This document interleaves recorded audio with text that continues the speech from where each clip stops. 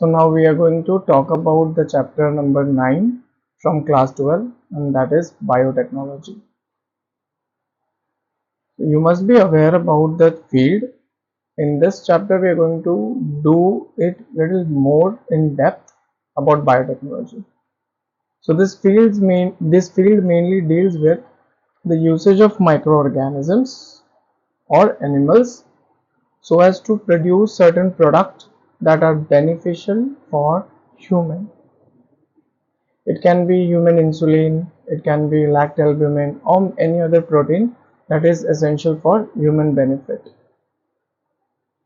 Traditionally, we used to create or produce curd. We are still producing it with a ancient or conventional technique, which is referred as traditional biotechnology, where we are going to use or we are using lactobacillus, a bacteria that converts milk into the curd. You must be aware about the production of alcohol, which is a fermented solution or fermented liquid, which is obtained from the sugar syrup, and the yeast is the organism which is used to ferment it in most of the cases. Yeast is also used in production of bread. But the modern biotechnology mainly deals with something that is referred as alteration of gene. So in traditional biotechnology there was no gene alteration, but in modern biotechnology it has been upgraded. For example, you must have heard about IVF, in vitro fertilization, that is the test tube baby. So it is created how? By bringing the fertilization outside the body. Sperm and ovum are fused outside the body. Also there is another example, that is production of vaccine, which is again the usage of biotechnology. I hope up till now you have understood what is biotech broadly.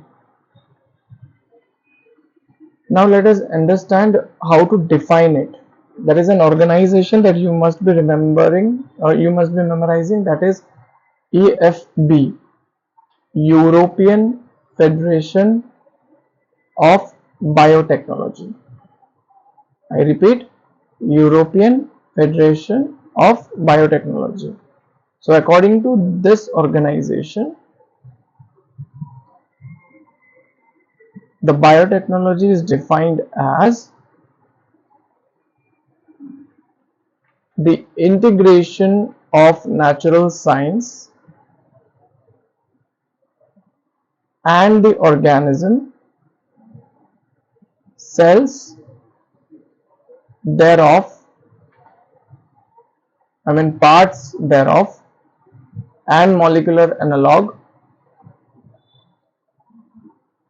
for the products and services. I repeat once again, according to the European Federation Biotechnology, the biotechnology is defined as the integration of natural science and organism, cells, parts thereof, and molecular analogs for products and services. So that means biotechnology can be used to yield any protein or maybe services such as cleaning the waste, that is sewage treatment.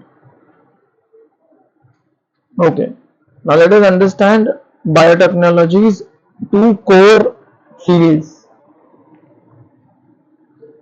So two main fields that are involved in the success of biotechnology are, the first one is genetic engineering, and the next one is bioprocess engineering. Okay, so two core technique in biotech are genetic engineering and bioprocess engineering. Let us deal one by one.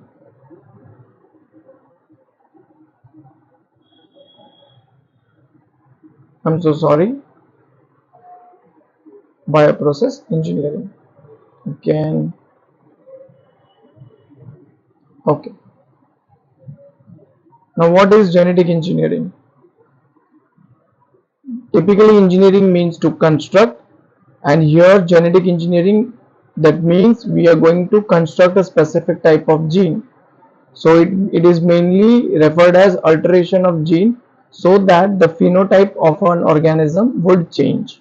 So we are targeting change in, or we are desiring change in gene so that the phenotype will be changed.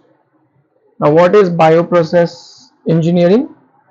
When we change the gene, we are expecting the organism to live without any contamination. So mainly bioprocessing engineering deals with maintaining the sterile condition so that your organism would, without any problem, it can grow in a growing medium in the lab conditions. That is what the main intention is, so that after the transformation of the gene, or transfer of the gene, the organism should multiply and we can get our desired product. Okay, so let us understand one by one. But before that, let me explain why traditional biotechnology has certain limitations. Okay, with an example. Okay, so the main disadvantage in case of traditional biotechnology was, if we take the example of hybridization. What is hybridization? Basically to create hybrid with multiple characters that are beneficial to us. But the problem was that whenever we try to hybridize a particular organism or to create a hybrid, there were certain desired gene that we used to get, but along with that undesirable gene were also amplified or maybe inherited. But when we use modern biotechnology or modern technique in biotechnology, it is usually eliminating the undesirable gene, and only desired gene will be favored, and they will be carried in the next generation.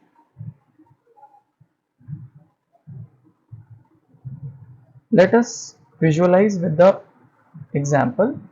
Suppose this is a plant with high or huge number of fruits. That means it has a gene that gives this plant to produce more fruits, but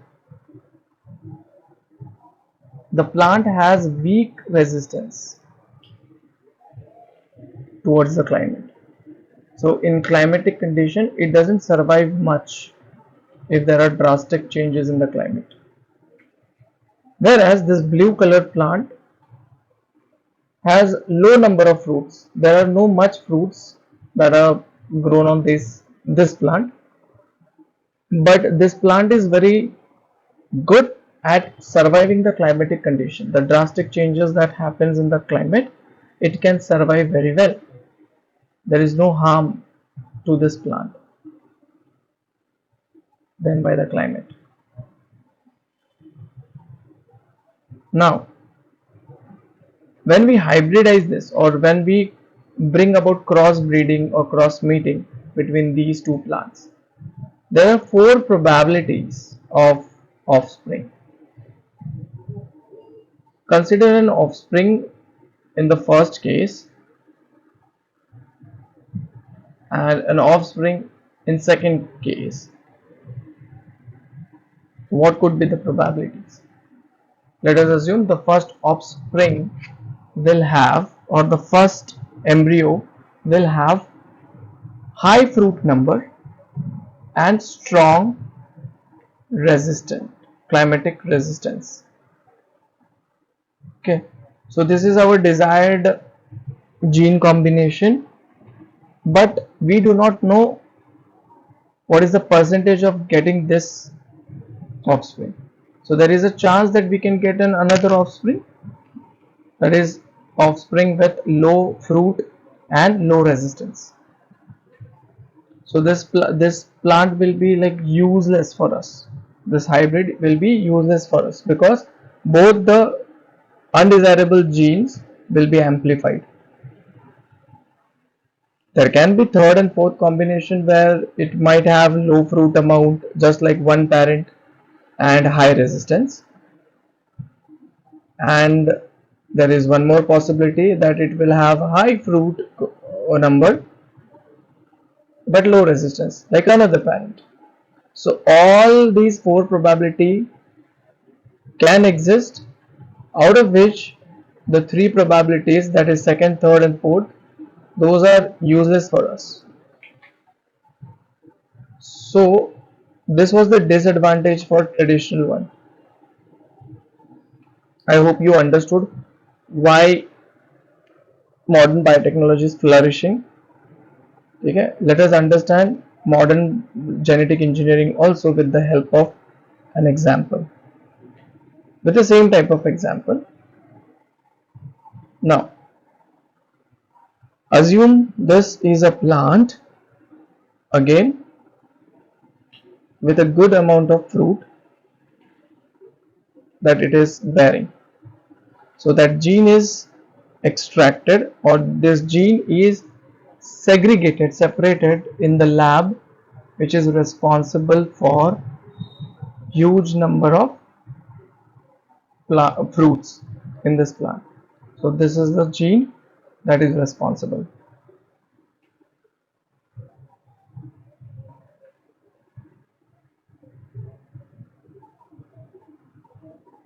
Now let me draw another plant. Consider this is that plant which has high climatic resistance, but it does not have that fruit. So again, to bear that climatic changes, even this plant should have that specific gene which provides it with such type of rigidity against the plant. So this is that gene. Now in a lab condition, if it is possible, which is possible actually, so we can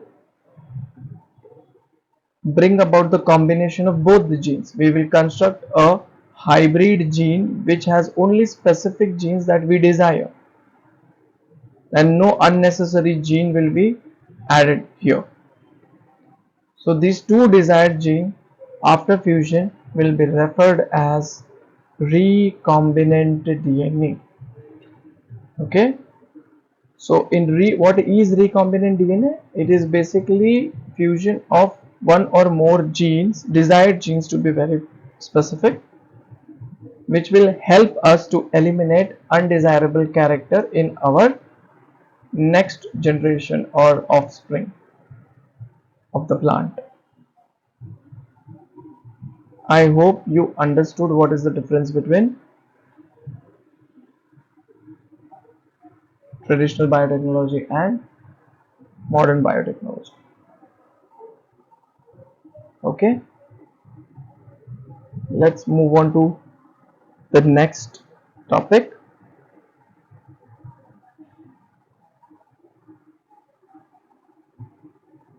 But before that, small recap. This recombinant gene will be never replicating. We have created with such an effort, but the problem is the recombinant gene will never be replicating on its own. So for replication, every gene requires a specific sequence called as ORI sequence. Remember, this ORI sequence is actually responsible to initiate the replication, and it is referred as origin of replication. The ORI stands for origin of replication.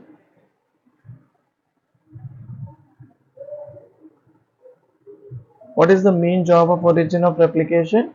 This small genetic sequence, if present in any DNA, it can initiate replication of that DNA.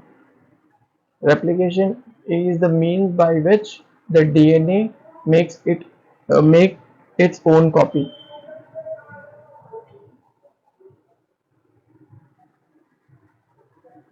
Now, consider this is a circular DNA.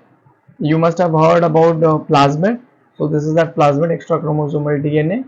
Now, even in plasmid there is a small sequence, and this is the sequence called as Ori sequence. Here I am drawing in yellow marker, and this is the alien DNA or the foreign DNA or desired gene which I want to be replicated. But this gene cannot replicate on its own. So for the replication of this gene, I have to insert this alien DNA into the plasmid.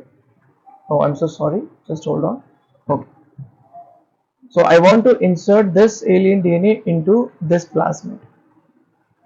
Why I want to insert this? Because it does not have Ori sequence of its own. So we have to insert in a DNA which has Ori sequence. Now the gene gets incorporated and it will be also replicated along with this plasmid. So that is the benefit of Ori gene. So we have successfully constructed a recombinant DNA because our plasmid also has the alien DNA. That's why it is referred as recombinant DNA, and this process of replication will be referred as cloning.